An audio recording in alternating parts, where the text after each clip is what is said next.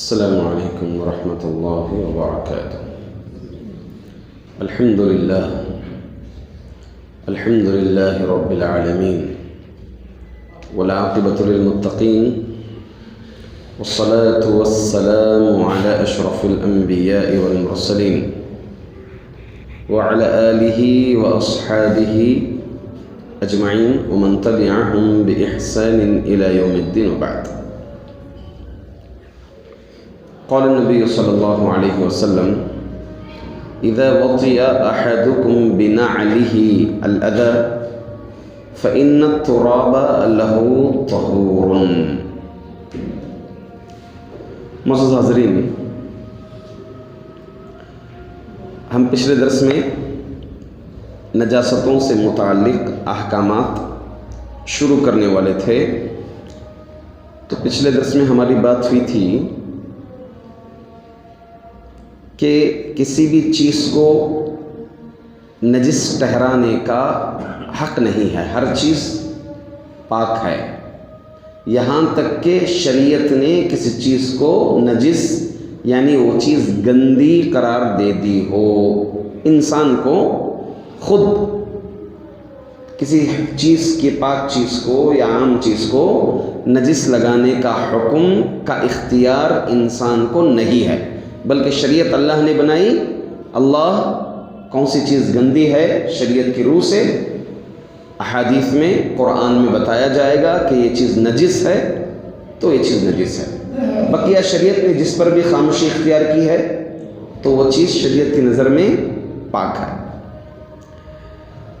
تو اس میں نجس میں سب سے پہلے ہم گفتگو کریں گے انسان کے پیشاب اور انسان کی غلاظت کے متعلق۔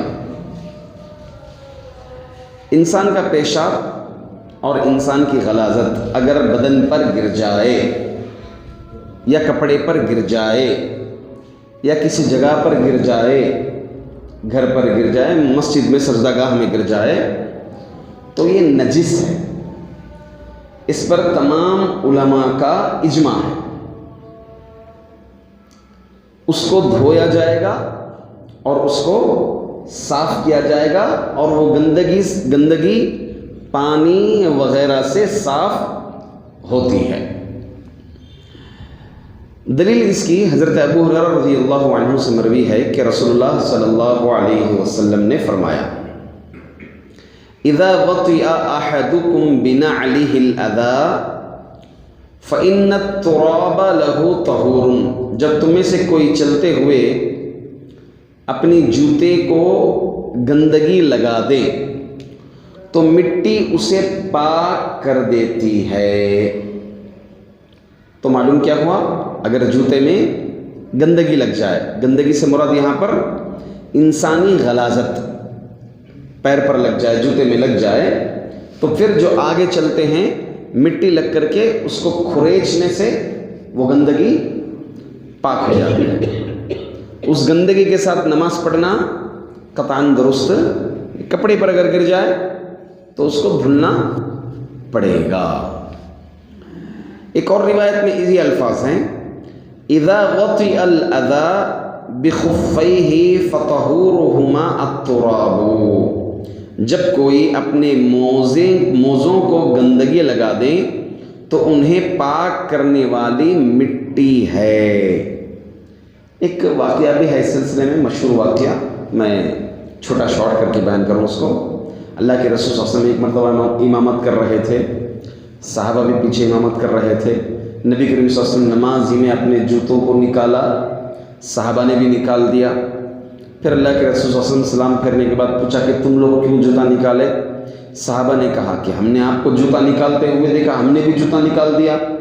تو اللہ کے رسول صلی اللہ علیہ وسلم نے بتایا کہ میرے جوتوں میں، جو جوتے میں پہن کر نماز پڑھ رہا تھا، اس میں گندگی لگی ہوئی تھی، تو مجھے جبریل وحی کے ذریعے خبر کیے کہ آپ کے جوتوں میں گندگی ہے، تو اس لیے میں نے نماز میں اس کو نکال دیا تاکہ اس گندگی کے ساتھ میں نماز نہ پڑھوں، اس لیے میں نے جوتے نکالے۔ پھر اللہ کے رسول صلی اللہ علیہ وسلم نے فرمایا جب تمہارے موزوں کو گندگی لگ جائیں تو اس کو آنے سے پہلے کیا کر لیں؟ صاف کر لیں۔ تو اٹھا کر پتھر کے کنارے کو آپ اس طرح رگڑنے سے بھی گندگی صاف ہو جاتی ہے. پھر اس پر مٹی لگے گی، پھر اس طرح سے رگڑنے سے گندگی صاف ہو جائے گی. اس کے بالمقابل اگر کپڑے پر لگے یا بدن پر لگ جائیں تو اس کے لیے دھلنا ضروری ہے. چاہے وہ انسان کا پیشاب ہو یا انسان کی غلاظت ہے تو اس گندگی کو دھلنا ضروری ہو جاتا ہے. اب گندگی اگر جگہوں پر گر جائے، نیچے گر جائے، جیسے مسجد میں ہو جائے، کوئی بچہ آئے پیشاب کر دے، ہاں، تو ایسی صورت میں اس کو پانی سے ہی صاف کیا جائے گا. اس کی دلیل کیا ہے؟ اس کی دلیل وہی جو حدیث اعرابی مشہور حدیث ہے. نبی اکرم صلی اللہ علیہ وسلم کے دور میں ایک اعرابی آئے، مسجد میں آ کر پیشاب کر دی. صحابہ سب دوڑ پڑے ان کو ڈانٹنے کے لیے. اللہ کے رسول صلی اللہ علیہ وسلم نے منع کیا یہاں تک کہ وہ پیشاب کر لیں. وہ پیشاب کرنے کے بعد نبی اکرم صلی اللہ علیہ وسلم نے ایک ڈول منگایا، بالٹی کی مانند پانی منگایا، اس میں پھر اس کو بہانے کا حکم دیا. بہا دینے کے بعد وہ گندگی شریعت کی نظر میں صاف ہو گئی. اسی طرح اگر بدن پر، لباس پر لگ جائیں تو اس کو دھلنے سے وہ گندگی صاف ہو جائے گی. کون سی گندگی؟ انسان کا پیشاب یا دیگر غلاظت. اب انسان کا، چاہے وہ بچے کا ہو یا بچی کا ہو، مرد کا ہو، عورت کا ہو، پیشاب شریعت کی نظر میں گندا ہی ہے. ہاں البتہ اگر بچہ، وہ بچہ جس کی غذا فقط دودھ ہو، یعنی اصل غذا دودھ ہی ہو اس کی، تو ایسا بچہ، اب یہ کہہ لیں کہ 2 سال کے اندر اس کی غذا دودھ ہے، تو ایسے بچہ اگر پیشاب کر دے، بچی اگر پیشاب کر دے، اس کا پیشاب کپڑوں پر گر جائیں تو اس کا کیا حکم ہے؟ یہ ایک استثنائی حکم ہے. حدیث اس طرح سے ہے کہ حضرت ابو السمح رضی اللہ عنہ سے مروی ہے کہ رسول اللہ صلی اللہ علیہ وسلم نے فرمایا یغسل من بول الجاریۃ ویرش من بول الغلام، کہ 2 ہیں دودھ پینے والے، ایک ہے بچہ اور ایک ہے بچی. بچی اگر پیشاب کر دے، بچہ اگر پیشاب کر دے، کون سا بچہ کون سی بچی؟ ہاں، ان کی غذا کیا ہو؟ دودھ ہو، اصل دودھ ہو. تو ایسی صورت میں اگر دونوں میں سے پیشاب کر دیں تو حدیث میں صاف الفاظ کے ساتھ یہ ہیں، لڑکی کے پیشاب سے آلودہ کپڑا دھویا جائے گا، لڑکے کے پیشاب سے آلودہ کپڑا پانی کے چھینٹے مارے جائیں گے. ہاں، شریعت کی نظر میں کیا ہو گیا؟ وہ پاک ہو گیا، ختم ہو. بچے کو آپ نے، گود کے بچے کو آپ نے اپنی گود میں لیا، گود میں لینے کے بعد بچہ پیشاب کر دیا، ٹھیک ہے، اس کی غذا کیا ہے؟ دودھ ہے.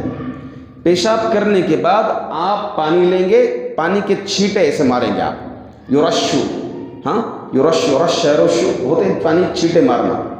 پانی چھینٹے مار دیے، شریعت کی نظر میں پاک. ارے ابھی پیشاب ہے، ہوا کہ نہیں کہ پاک ہوا نہیں، آپ کی عقل اگر گواہی دے یا نہ دے، شریعت کی نظر میں پاک ہے. اس کے بالمقابل اگر بچی، وہی بچی، چھوٹی بچی جس کی بھی غذا صرف دودھ ہے، اگر وہ پیشاب کر دے تو کیا کرنا پڑے گا؟ دھونا پڑے گا. جیسے ایک بڑے آدمی کا پیشاب گر جائیں یا بڑی عورت کا پیشاب اگر گر جائیں تو جس طرح دھونے کا حکم ہے ویسے ہی بچی کے پیشاب کو بھی دھویا جائے گا. ایک اور حدیث دیکھیں، حضرت ام قیس بنت محسن رضی اللہ عنہا سے مروی ہے کہ وہ اپنے چھوٹے بچے کو لے کر، جو ابھی کھانا نہیں کھاتا تھا، رسول اللہ صلی اللہ علیہ وسلم کے پاس آئے، بچے کو لے کر کے. اس بچے نے آپ کے کپڑے پر پیشاب کر دیا تو آپ نے پانی منگوایا اور اس کپڑے پر پانی کے چھینٹے مارے اور اسے دھویا نہیں. نبی کریم صلی اللہ علیہ وسلم کی خدمت میں بچے کو لایا گیا، آپ گود میں لیے، اللہ اکبر. اس سے معلوم ہوتا ہے کہ نبی دیکھو سر کے بچوں کو گود میں لیتے تھے، ہاتھ میں لیتے تھے. اللہ کے رسول صلی اللہ علیہ وسلم، بچوں سے بڑی پیاری محبت تھی آپ صلی اللہ علیہ وسلم کو. بچہ جو ہے پیشاب کر دیا، آپ کے کپڑے تر ہو گئے، آلودہ ہو گئے پیشاب سے. پھر نبی کریم صلی اللہ علیہ وسلم پانی منگوائے، کیا کیے؟ چھینٹے مارے. اس کو دھولے نہیں، بچہ تھا وہ، اللہ کے رسول صلی اللہ علیہ وسلم چھینٹے مارے۔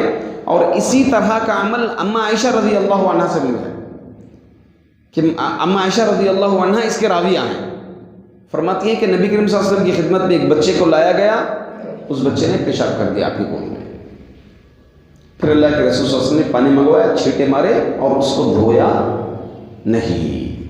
چلیے، آپ کے ذہن میں شاید یہ بات آتی ہوگی کہ اس میں ایسی کیا حکمت ہے کہ شریعت نے بچے کے پیشاب کو چھینٹے مارنے کا حکم دیا ہے اور بچی کے پیشاب کو چھینٹے مارنے کا حکم نہیں بلکہ دھونے کا حکم دیا ہے؟ اس میں کیا حکمت ہے؟ اس سے پہلی بات یہ ہے کہ ہمیں حکمت معلوم ہو یا نہ ہو، شریعت کا حکم ہے، عبادات کا معاملہ ہے، یہ کیا ہے؟ عبادات ہے، عبادات کا معاملہ ہے طہور، تو اس میں ہم عقل کے گھوڑے نہیں دوڑائیں گے۔ ہاں البتہ علماء اکرام واقعی تحقیق کر کے اس میں کچھ حکمتیں بتائے ہیں علماء اکرام۔ پہلی حکمت یہ بتاتے ہیں کہ بچے کا پیشاب گرنے سے پھیل جاتا ہے، ہاں مختلف جگہ پر جلدی سے پھیل جاتا ہے، بچی کا پیشاب نہیں پھیلتا ہے، ہاں بچی کا پیشاب نہیں پھیلتا ہے۔ جب پھیلنے سے گندگی جو نجاست ہے وہ ہلکی ہو جاتی ہے۔ ایک جگہ پر اگر نجاست زیادہ کریں تو گندگی کیا ہے؟ ثقیل ہوتی ہے وہاں پر۔ اگر وہی گندگی پھیل جائیں تو گندگی کیا ہوگی؟ شریعت کی نظر میں ہلکی ہوگی۔ بچے کا پیشاب پاک نہیں ہے، بچے کا پیشاب بھی گندا ہے مگر ہلکا، تخفیف ہے اسی طرح۔ تو اس لیے بچے کے پیشاب کو چھینٹے مارنے کا حکم دیا گیا اور بچی کے پیشاب کو چھینٹے مارنے کا حکم نہیں دیا گیا، اور باقاعدہ طور پر علماء اکرام نے اس کو بتایا۔ دوسری حکمت یہ بھی بتاتے ہیں کہ بالمقابل بچے کو زیادہ تر گود میں لیتے ہیں، چاہے وہ مرد ہو عورتیں ہوں، ہاں بچی کے بالمقابل، چھوٹی بچی کے بالمقابل بچے کو زیادہ گود میں لیتے ہیں۔ باہر جانا ہو، ہاتھ میں لینا ہو، مرد عورتیں سب زیادہ لیتے ہیں، اور لڑکی اگر ہے تو زیادہ تر ماں ہی لیتی ہے، عموماً مرد زیادہ نہیں لیتے ہیں بچی کو گود میں، الا ماشاء اللہ جو قریبی رشتہ دار ہو۔ تو اس وجہ سے بچی کے زیادہ گود میں نہیں لینے کی وجہ سے بچے کو زیادہ گود میں آتا ہے، جب گود میں زیادہ آتا ہے تو پیشاب کرنے کے چانسز زیادہ ہوتے ہیں، اس وجہ سے شریعت نے اس کا حکم دیا ہے۔ بہرحال ہمیں حکمت بھی سمجھ میں آئے یا نہ آئے، علماء اکرام نے بتائی ہے۔